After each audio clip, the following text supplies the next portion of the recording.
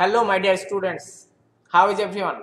I hope you all are fit and fine by the grace of the Almighty. Dear students, this is Amitabh Haldar, your English teacher, welcoming you to the online class of Iqbal Siddiqui School and College. Dear students, this is the last class about sentence connectors.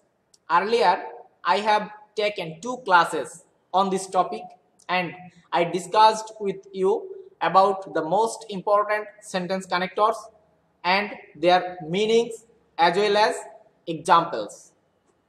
But today in this class, I will show you some important rules of using connectors. Here you can see some important rules of using connectors.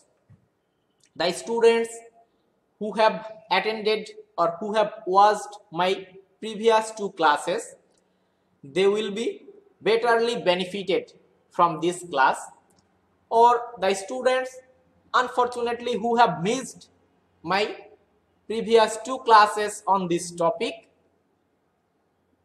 I can assure you that if you watch or listen this class attentively, actually you need not to watch that 2 previous classes on this topic.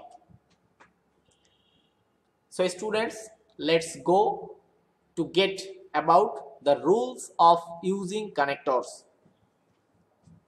Number 1, কোনো একটা বিষয় বা ঘটনার সাথে অন্য আরেকটি বিষয় বা ঘটনা যোগ করতে। কি বললাম?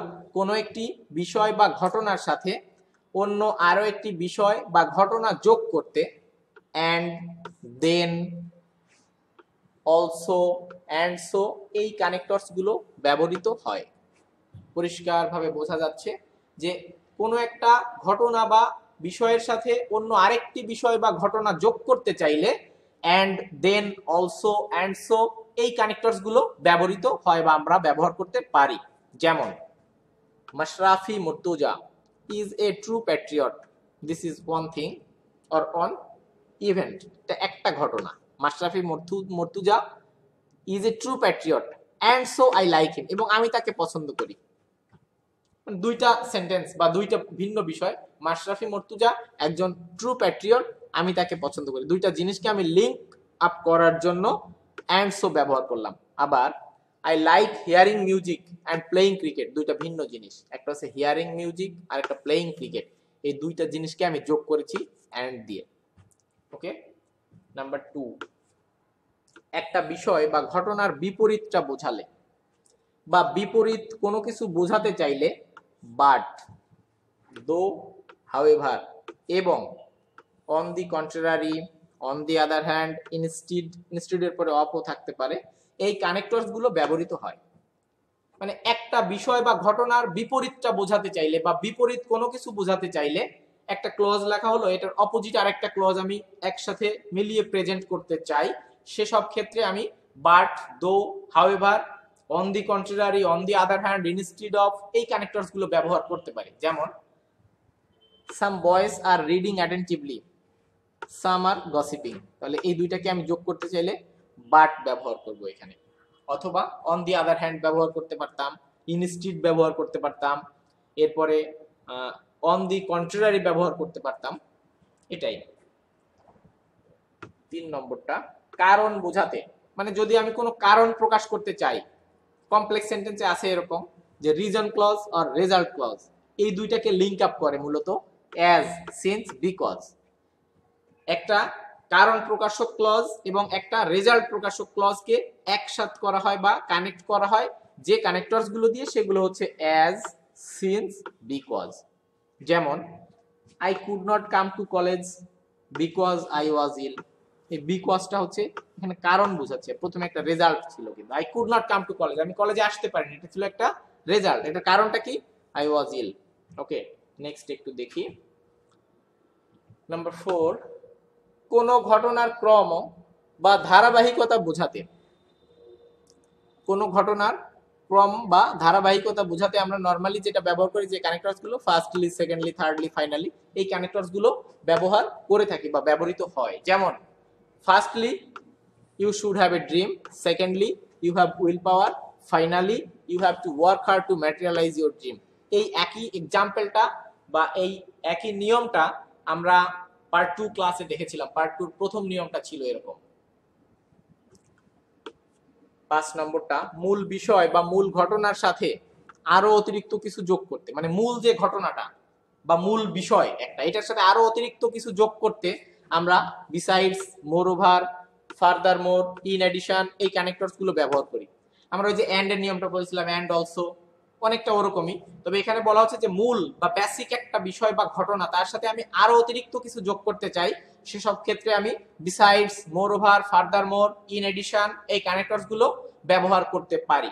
যেমন my friend gave me good advice, besides she helped me financially. আমার বন্ধু আমাকে ভালো উপদেশ দিল। বিসাইডস মানে এটা একটা ভালো একটা বিষয় ছিল বা মৌলিক একটা বিষয় ছিল, মূল একটা বিষয় ছিল, এর সাথে আমি কি অ্যাড করলাম, besides she helped me financially, সে আমাকে অর্থনৈতিকভাবেও সাহায্য করেছিল। নাম্বার 6, উদাহরণ দেওয়ার ক্ষেত্রে আমি যদি কোন একটা স্টেটমেন্ট দেই, তার একটা উদাহরণ দিতে চাই, তারপরে সেই স্টেটমেন্টটাকে শক্তিশালী করার জন্য আমরা নরমালি উদাহরণটা ব্যবহার করি, বা ওইটার সত্যতা যাচাই করার জন্য, সত্যতা প্রমাণ করার জন্য আমরা উদাহরণ ব্যবহার করে থাকি। তো এই ধরনের উদাহরণ দেওয়ার ক্ষেত্রে কোনো স্টেটমেন্টের পরে আমরা যে কানেক্টরস গুলো ব্যবহার করতে পারি সেটা হচ্ছে for example, such as, for instance, এগুলো, এই কানেক্টরস গুলো ব্যবহৃত হয়। যেমন regularity is the capital of all success. Regularity is the capital of all success, একটা স্টেটমেন্ট দিলাম আমি, এটার পক্ষে আমাকে এখন একটা উদাহরণ দিতে হবে যে রেগুলারিটিটা হচ্ছে সমস্ত সাফল্যের মূল। তাহলে আমি যদি বলতে চাই এখানে ফর এক্সাম্পল, অথবা আমি এখানে ফর ইনস্ট্যান্স বলতে পারতাম, সাচ অ্যাজ বলতে পারতাম, তবে ফর এক্সাম্পল এবং ইনস্ট্যান্সটা এখানে আমি বেশি অ্যাপ্রোপ্রিয়েট হবে। তো এখানে বলা হচ্ছে যে a regular student can make a good result easily, মানে আমি একটা কথা বলেছিলাম যে regularity is the capital of all success, এরপরে আমি উদাহরণ হিসেবে দিলাম, বললাম যে a regular student can make a good result easily, মানে একজন রেগুলার স্টুডেন্ট ভালো ফল খুব সহজেই করতে পারে। আমি আমার স্টেটমেন্টের পক্ষে একটা কথা বললাম। নেক্সট একটু দেখি নাম্বার 7, কোন বিষয় বা ঘটনার প্রকৃত অবস্থা বা মূল অবস্থা প্রকাশ করতে, মানে কোন বিষয় বা ঘটনার প্রকৃত অবস্থা বা মূল অবস্থা প্রকাশ করতে আমরা ইনফ্যাক্ট, অ্যাকচুয়ালি, ইনডিড এই কানেক্টরস গুলো ব্যবহার করে থাকি বা এই কানেক্টরস গুলো ব্যবহৃত হয়। যেমন Anika stood first in the test exam, Anika test এক্সামে প্রথম হয়েছিল। ইনফ্যাক্ট শি ইজ মেরিটোরিয়াস, প্রকৃত পক্ষেই সে হচ্ছে মেধাবী, এটা। নাম্বার 8, কোনো কিছুর প্রভাব বা ফল প্রকাশ করতে, কোনো কিছুর প্রভাব বা ফল প্রকাশ করতে, মানে কোনো একটা ঘটনা ঘটলো, এটার প্রভাবটা কি হতে পারে বা এটার রেজাল্টটা কি আসতে পারে, এরকম ক্ষেত্রে আমরা নরমালি সো, দেয়ারফর, থাস এবং as a result, consequently, finally, eventually, in conclusion এই কানেক্টরস গুলো ব্যবহার করে থাকি বা এই কানেক্টরস গুলো ব্যবহৃত হয় কোনো কিছুর প্রভাব বা ফল প্রকাশ করতে। সো, দেয়ারফর, থাস এবং as a result, consequently, finally, eventually, in conclusion এই কানেক্টরস গুলো ব্যবহৃত হয়। যেমন Tuhin tried heart and soul, so he got admitted in Dhaka university. Tuhin heart and soul try করেছিল, সো যার ফলে he got admitted in Dhaka university, সে ঢাকা ইউনিভার্সিটিতে ভর্তি হতে পেরেছিল। এই রিলেটিভ প্রোনাউন গুলো who, what, whose, that, when, where, whom মনে রাখা খুব দরকার, মানে এগুলো সব রিলেটিভ প্রোনাউন। এই রিলেটিভ প্রোনাউন গুলো মনে রাখা খুব দরকার। কেন, আমরা একটু দেখি। রিলেটিভ প্রোনাউনটা আমরা অনেক সময় সেন্টেন্স লিংক করার জন্য ব্যবহার করে থাকি। This is the man dash is our English teacher, এখানে মানুষের পরিবর্তে হু বসে।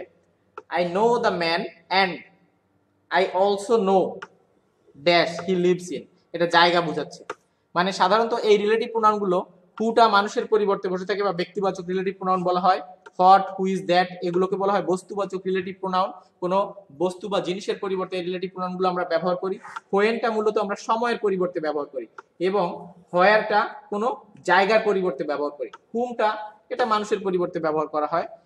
যে এখানে বললাম আই নো দ্য ম্যান, আমি ওই লোকটাকে চিনি, অ্যান্ড আই অলসো নো, এবং আমি আরো জানি, ড্যাশ হি লিভস ইন, এখানে কোথায় সে বাস করে, তাহলে এখানে হোয়ারটা বসে যাচ্ছে।